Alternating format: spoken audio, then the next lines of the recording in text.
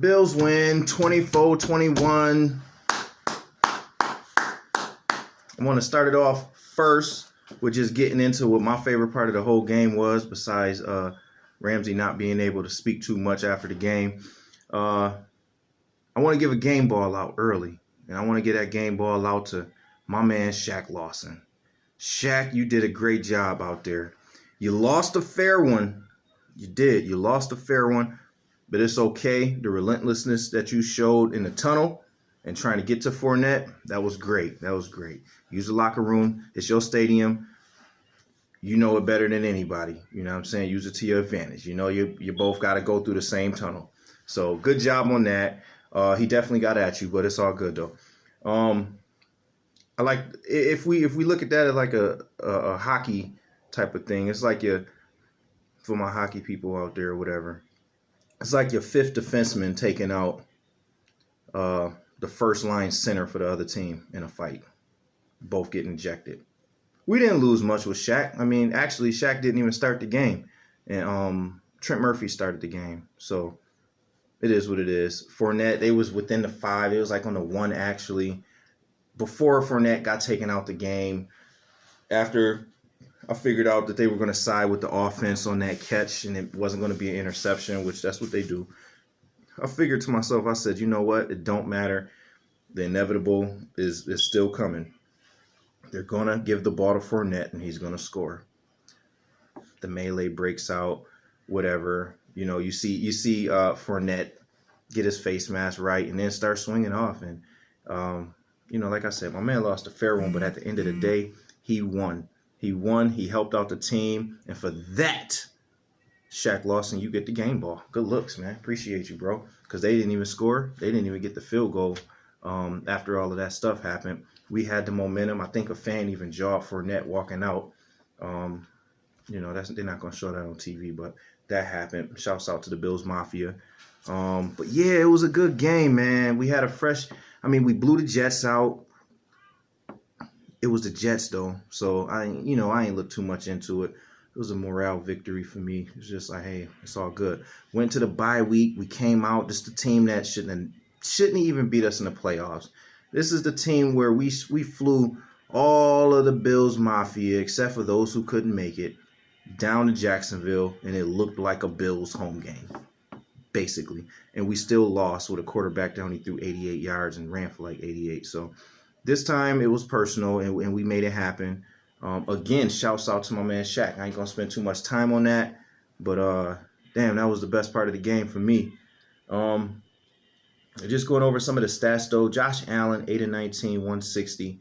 What I liked about that was Josh Allen numbers kind of look like Big Ben his rookie year.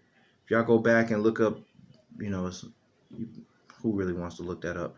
But if you want to, you just go look up Big Ben his rookie year.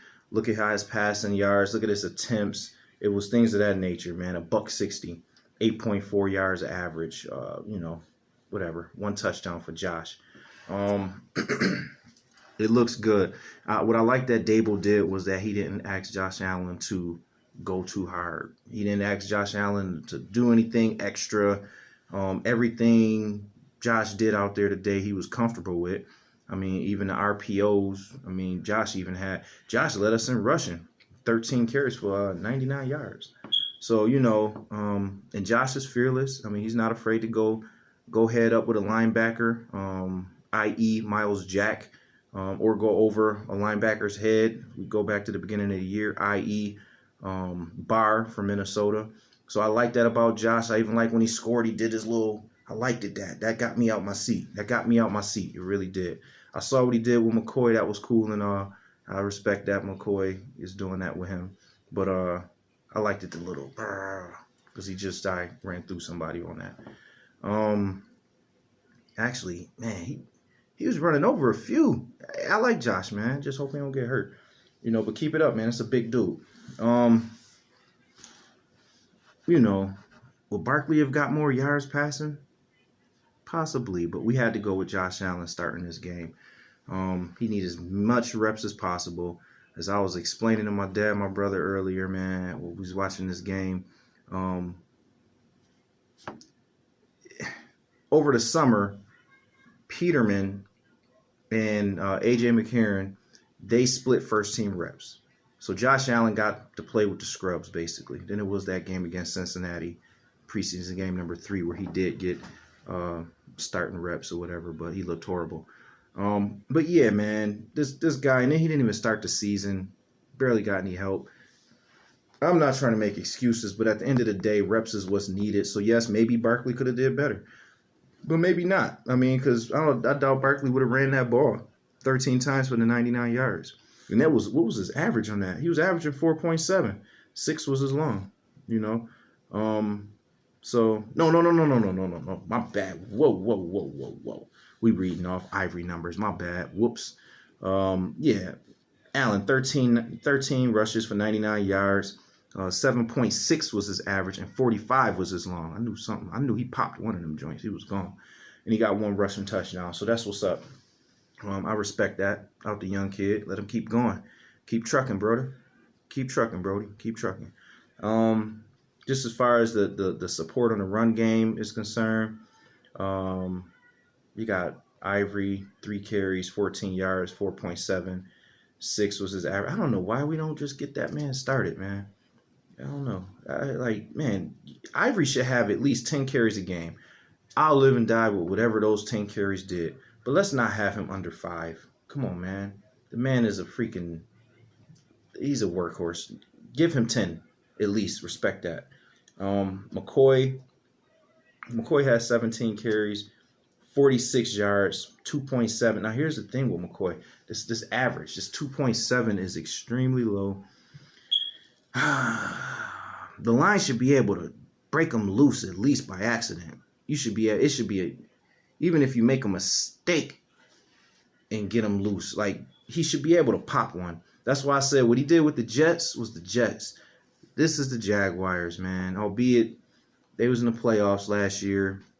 They don't have no powerful run game or anything of that nature. So, I mean, at least their schedule that they had last year was suspect.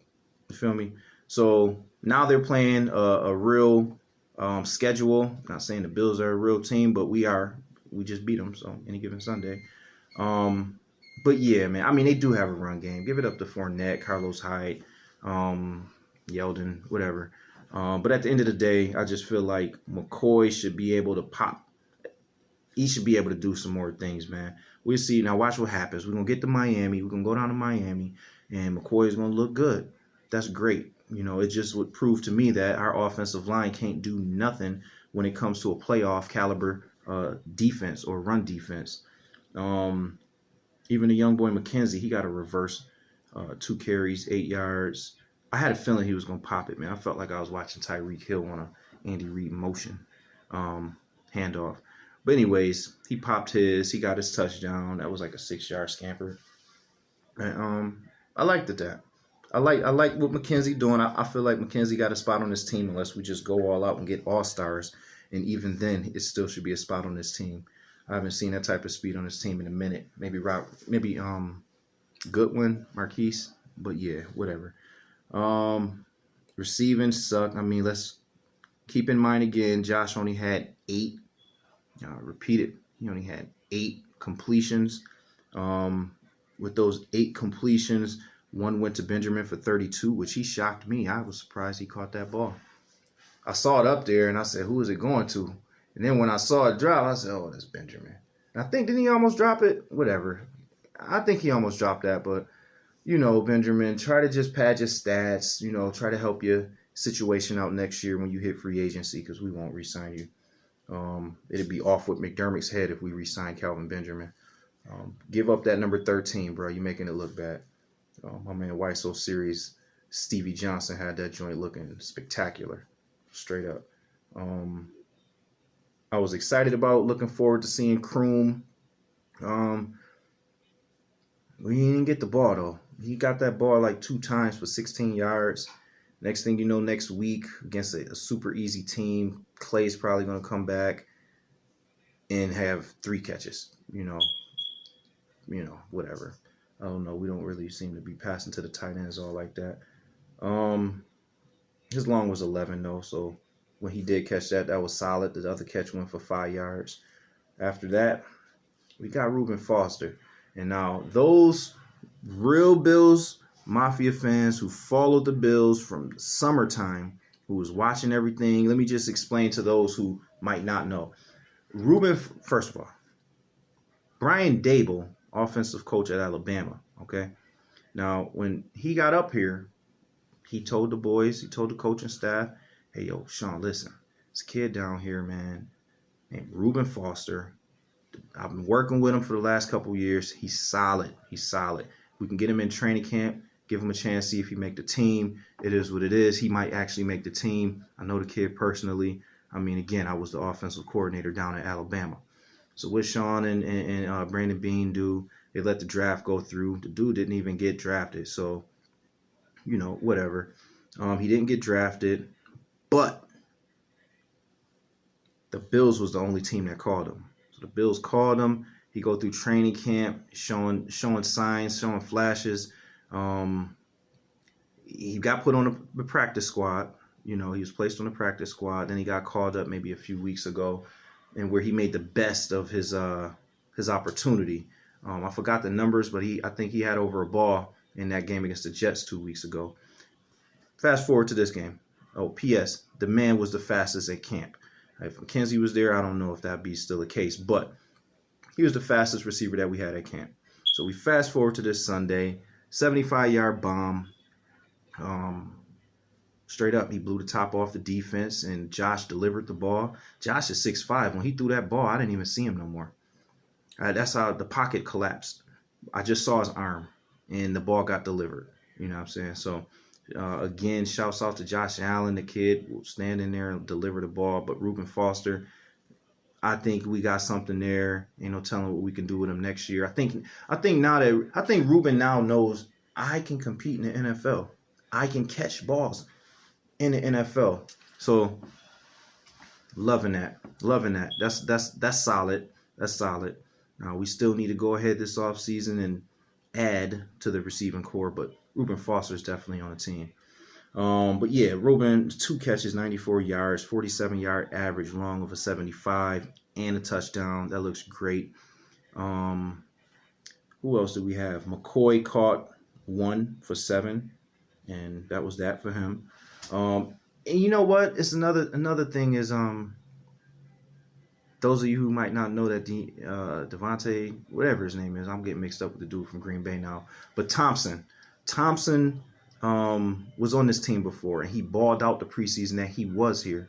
Went on over to Dallas, got a little bit of bread, went over to Dallas. They cut him when they got Amari Cooper. We cut was the Pryor.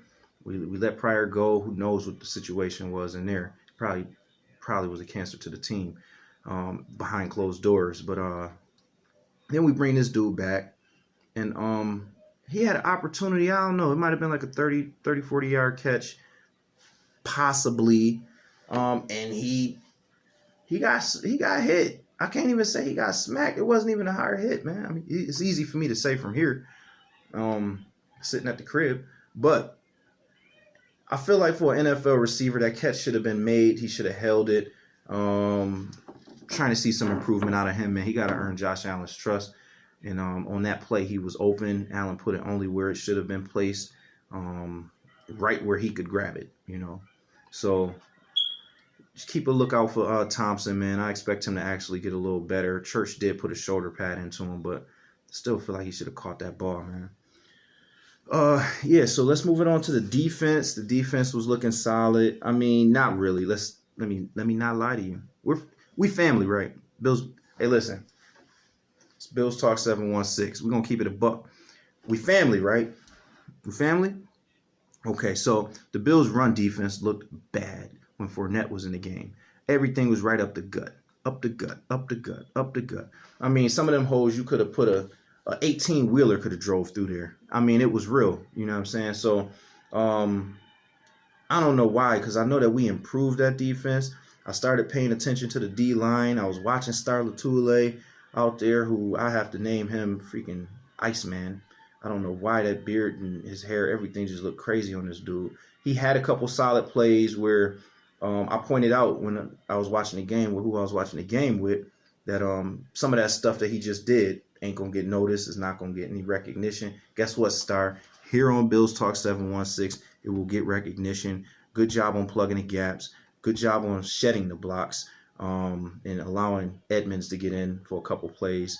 Just good job in general by him. Good job by Kyle Williams. Now you would think that I'm giving out these are D tackles and I'm giving props to, but somehow Fornette had like a ball, going up the gut. So I don't know. Maybe Harrison Phillips was in there. I don't know. I got to pay a little more attention to that. And it was beat up on the offensive line, so I was kind of surprised to see that happening. But yeah, Kyle had a good game too. Kyle had 1.5 sacks. Actually, Kyle, what you had, bro? 7 tackles, 3 assists, 1.5 sacks. He could have had 2.5, but it was a penalty on somebody on the back end for holding. But yeah, Kyle is just Mr. Reliable. He'd give you what he got any given Sunday, every given Sunday. I respect that dude a lot, man. I wish they should probably give him he got the C. They should give him another C. Make them both gold and whatever. Just give him 2 C's up there, man, because that man is amazing. I hope he come back next year. Could probably use him. I know we talked him into coming back this year, but I know he didn't expect the team to be 4-7 at this point. So yeah. But money talk, man. Throw him out some. He deserve it. Yeah, I mean, as far as the D line go, Hughes, from what I was told, was supposed to probably have a better game against Flower. That didn't really happen, but Hughes had his 2 tackles, 1 assist, and 0.5 sack. He shared 1 with Kyle. Yeah, that's pretty much it on the D line. I was just really and I don't even, I don't really like. I like the kid. I don't want to dog him, but this is real talk. This is Bills Talk 716, a.k.a. Real Talk. We're going to bring it to you real. And I like the kid. I like Edmonds, man. But I don't know if the situation with Edmonds, because there was a lot of times he just looked like the game was too big for him. And so a lot of them runs up the guts. It's just like, hey, what? A lot of runs was going straight up the gut. I mean, I saw him kind of getting shed off and all of this stuff. Next year, hopefully he's reacting more and thinking, or his instinct will kick in, man. I mean, he still had a solid 8 tackles, 1 assist, but it was just plays where I'm like, yo, he really just got ran out the way. There's the hole. Milano is Milano. Milano is actually he has a knack for getting to the ball. I mean, you look at what Milano did here, 3 tackles, 1 inner, 0 assists, 0 sacks, don't matter. He had that 1 int, and I thought he was actually going to take that to the house. So, shouts out to Milano, man. I can't every year since he's been on this team, man. Me personally, yes, this guy right here. Me personally, I've been wanting like this hybrid outside linebacker to just come in and wreak havoc. And I thought that the 5th round pick Milano was just like, for now type player. Then the next year he come around and he's still somehow starting. And then with mad turnovers during the season. And then this year he's still getting turnovers. At some point, man, I just got to say, all right, Milano, you're doing your thing, man. But it don't hurt to get competition at the position. We need somebody still to push the kid. I remember it was an incident over the summer where McDermott did a beeline straight to him during a walkthrough because he made the wrong steps, man. So not knocking him because he just got a pick today, but I just still we need more depth at the outside linebacker position amongst we need depth throughout the whole team with talent. You could add depth, but they don't, we need talent, depth, if that's the thing. Talent, depth, talent. Whatever, you know what I mean. But yeah, so Milano did his thing, man. I respect that. Poyer got ran over a few damn times, and he still had 10 tackles though. 10 tackles and one int, man. I ain't gonna review the all 22 just to look at him, but damn, man, like Poyer is gonna be sore tomorrow. He's probably feeling it today. Them running backs was putting a shoulder on the top of his back. You know, they was putting their knee to his head. They was doing a lot. But Poyer, he has heart. He got a pick. I respect that. You heard what you saw what the crowd did when he got that pick, man. So I respect Poyer, man. I mean, we just don't have no banging safeties, man. You remember the Sean Taylors, the Eric Berries will lay you out. I mean, Sean Taylor was a heavyweight. That's a heavyweight safety, but we don't got no heavyweight safety. The young boy we got on number 29, Neal, was a 5th-round pick. He can hit, but he's on a team where you're not going to start over Hyde and you're not going to start over Poyer. So you might as well be on the kickoff team and you might as well be on the punt team, you know, and try to hit somebody in that way. Taron Johnson, man, again, brother, salute you, my dude. Hey, yo, listen, that boy is fearless. Taron Johnson will go at you, okay?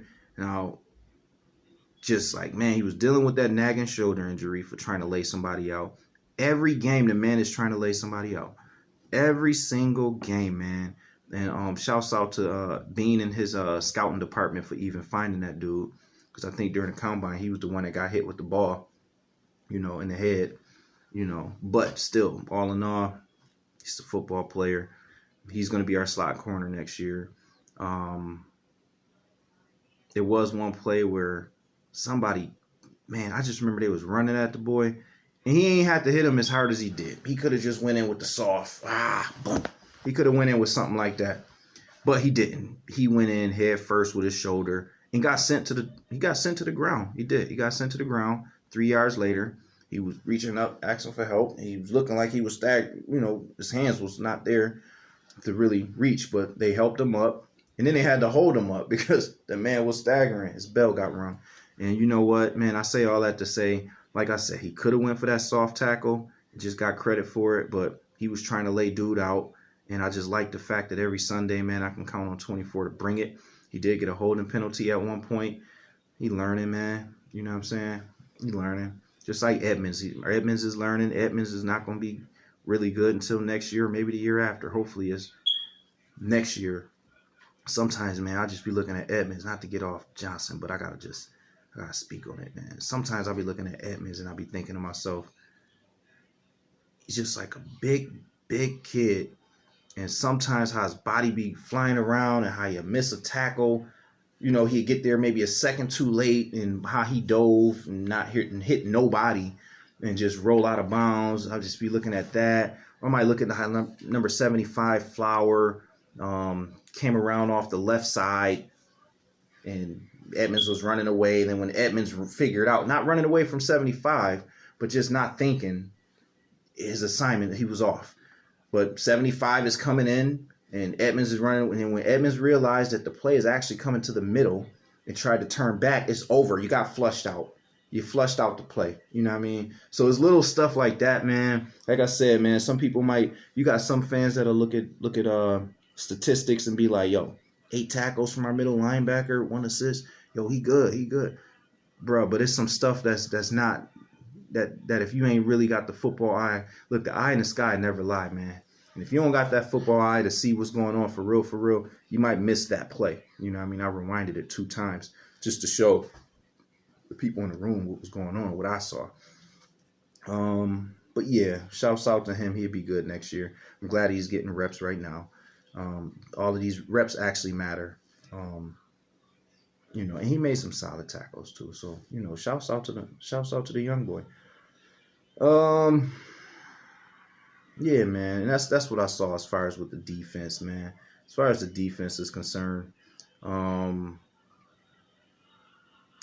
I do want to point out, if we go back to the offense and look at Foster and McKenzie, I'm gonna ask y'all, Bills family, I'm gonna ask y'all real quick. All right, what do you think?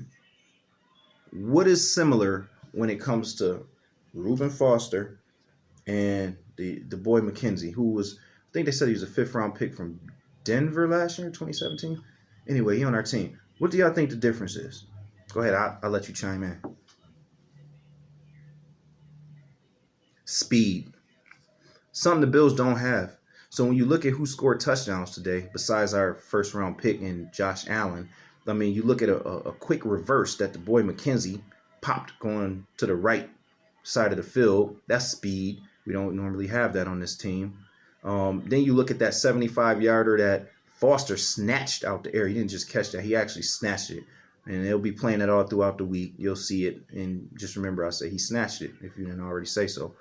But that's what this team needs, man. If we're going to compete offensively, we need speed. Speed kills, okay?